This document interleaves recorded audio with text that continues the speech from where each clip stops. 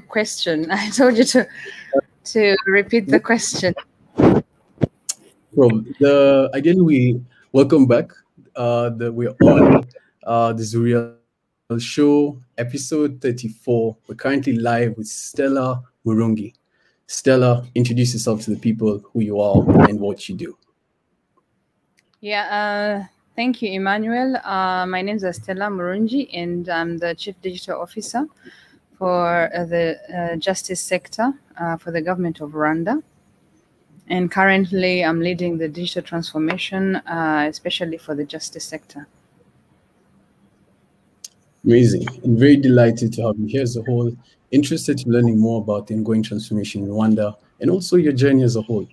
One question we always ask our guests is we're keen on telling our guest stories. So what is one lesson you learned in high school or university that you feel is still relevant to you in your career today as a whole? So what have I learned since high school? Many years, but I think I still remember.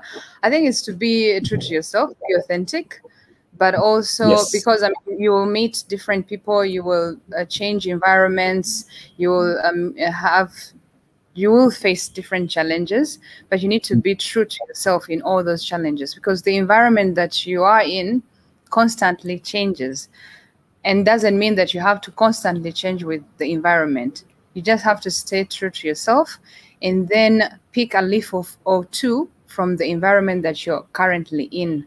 So that has helped me, but also understanding that nothing is impossible. When you put your mind and focus and everything towards it, you can absolutely achieve anything. So those are the two that still resonate with me until now. Thank you very much. Now, for the audience as a whole, Stella is an individual who's currently, if it's not clear, based in Rwanda. And ideally, today's discussion is looking at what exactly is happening in Rwanda in terms of digital transformation as a whole. Now, to get the audience going, probably, Stella, in your own words, how would you describe the term digital transformation? Well, there's a lot. There's also digitalization, there's digitization, digital transformation. So it's all around different definitions in the nomenclature of it. But the essential part is digital. So coming from analog to digital. So that's the most important part that people need to keep in mind, where, for example, everything was being done manually. And for example, in the sector that I'm in right now, in the justice, so everything had to be always in person. So if someone has a case, he has to come file a report with physical documents and go to an office, to a government official, sign it or do. So it was really a very tedious process. And I think coming from that kind of traditional way of doing things to now digitizing such operations and services, I think that's where the transformation starts to appear. And that's how people actually see that there's a digital transformation that is happening. So from analog to digital, and also adding value, but also making it easier. So the operations and the services are then easily done or achieved or offered to the clients or the public at large. So I would put that in a nutshell like that. Excellent. Before the discussion, we're talking about how, I mentioned that when it comes to digital transformation, even within Kenya as a whole, one key factor that remains constant is, in order for the country to transform, the people have to transform with it. Maybe you could highlight what are some key challenges you've seen in Rwanda when it comes to implementing transformation, digital transformation. Yeah, absolutely. So any change, there's always hurdles and challenges to it, because if people have been using a certain approach for maybe 20 years or 30 years or 50 years, and then all of a sudden you want for them to transition to another way of doing things or a different approach, that will always, of course, come with challenges, but it doesn't mean that is impossible. So the challenges were mostly around the mindset. Yeah. So first of all, why are we moving from, being physical, in-person kind of approach to now not interfacing with anyone, just with a machine or a computer or a mobile phone? So that to change the mindset, will my file, my case file, be really submitted without a person? Without me handing it over to a physical person that I can relate to, that I can talk to, that I can explain my case or the urgency of it. So changing the mindset around that, but also the infrastructure, because before you put that in place, you have to have an infrastructure in place to drive all the changes that you need, or in digitization. So of course, the government of Rwanda had to inject in a lot of investments to have the infrastructure ready for that. And then it also comes to devices. How do they then access, and then the affordability of, accessing all these devices for them to be able to actually then use, to be online and send their case files, or even do anything, paying online, doing everything online. So there's all those challenges. But so far, there are many efforts that are put in place by the government of Rwanda, be it also in capacity building, digital literacy, but also internet and devices, pushing device penetration and affordability.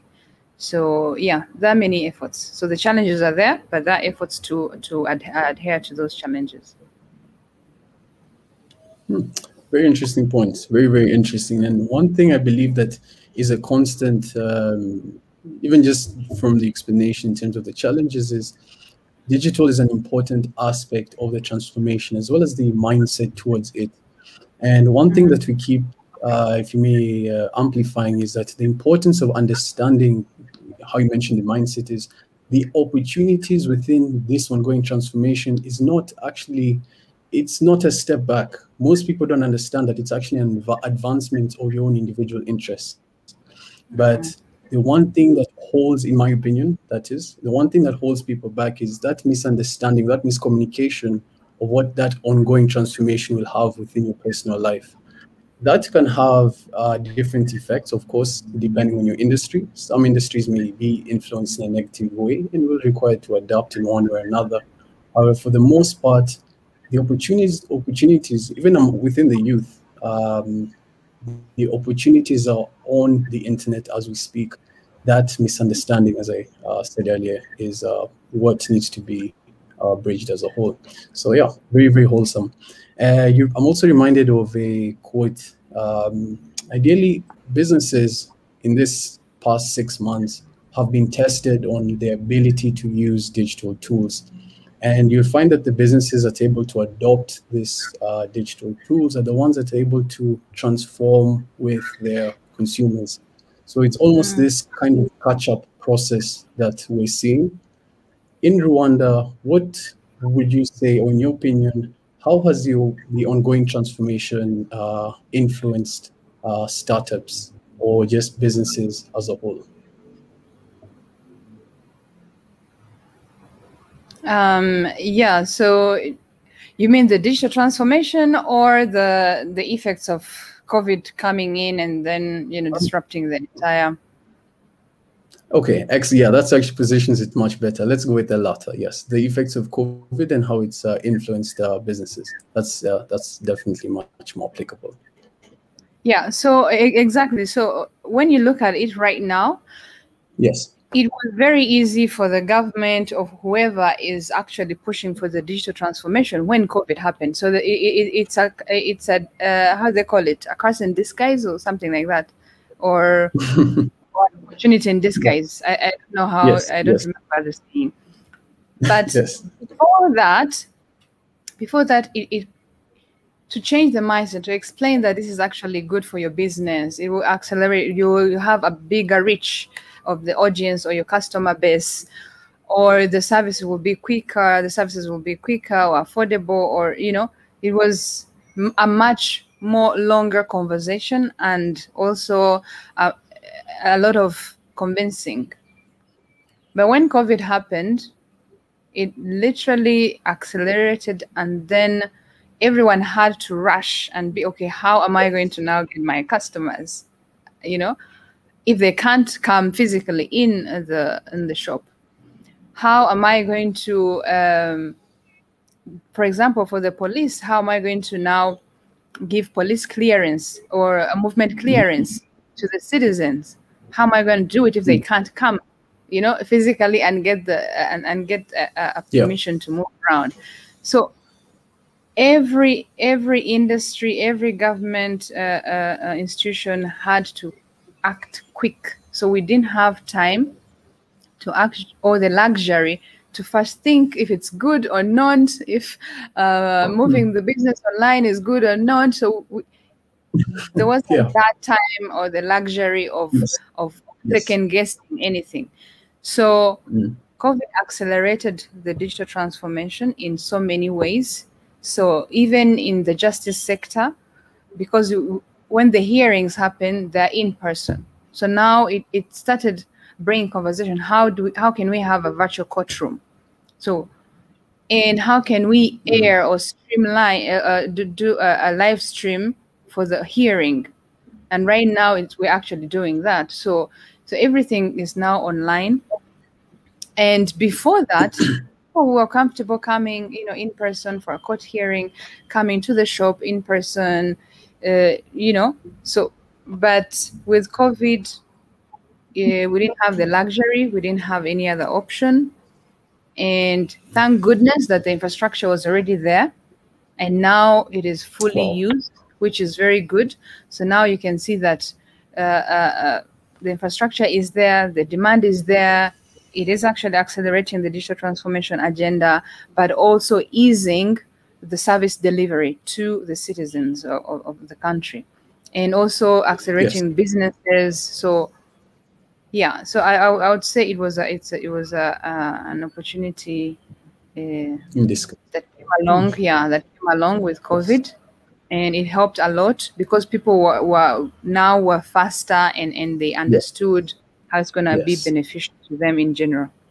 Oh, that's very, very, very interesting, because I'd say it's somewhat similar to Kenya, but I have to give credit where credit is due. In my opinion, Rwanda is doing an excellent job, not even just in the justice system, which I know not much about, but across different industries as a whole, healthcare, finance. I really like the approach in which the country is taking, which is actually the people first, and also this technology that's advancing along with it, meaning the structures which are actually in place. So I personally really look forward to actually visiting Rwanda one day, and just see what's happening. And applying for visa, for everything is online, because we have a platform called Irembo, and Irembo, all government services are online.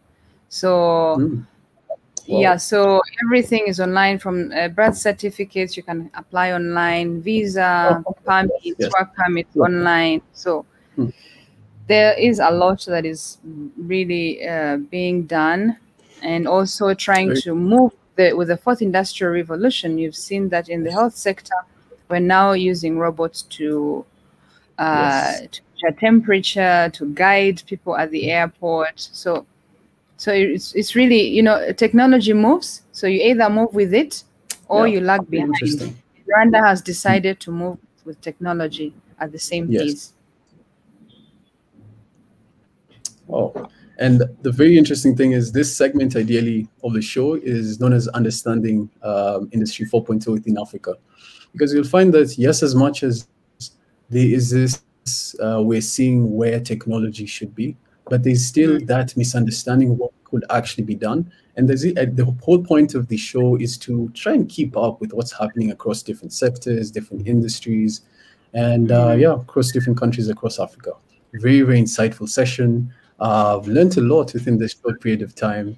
And to come to a close for the very final question of the day, we always like to have this segment that's focused towards the youth. And the one recurring question which we have is, what's one piece of advice that you would give to your 20-year-old self if you had the opportunity to have that discussion or have that phone call? Yeah, I wish that would actually happen. So, but then there's a 20-year-old listening probably here. Yes. I would say balance.